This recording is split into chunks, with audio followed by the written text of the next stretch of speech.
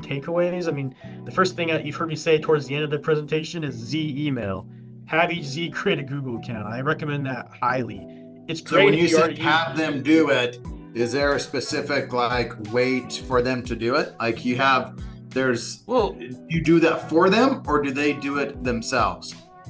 I mean, if you are a brand that decides to do most of this for the Z, I would do it as the brand and set it up and then give access to the Z. But a lot of it depends on whether you as a brand use Google Workspace as your email provider, or if you use Teams or Zoho email. Teams is garbage. Teams is garbage. I hated Teams back in the day, Lonnie. I like I know. Google, I but struggle with it too. It has its pros, but I still prefer Google. But some people swear by Teams and love it. So if that's the case, you can create a Google account using that branded email still, and use that account to connect to your YouTube channels, your Google business profiles, and lots of other things. Yeah. So, there is in like Google Analytics, like there's a reason why you still need this, even if you if you use Google Workspace, then it's easy. You already have it, right? But like the franchisee for the Z's email, franchisee, it should be like whatever it is, first name dot last name or first initial last,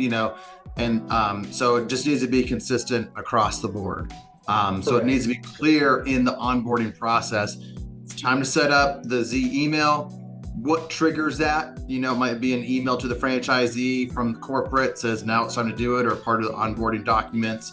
So either the Z does it or you do it, but it has to be, a similar thing across the board.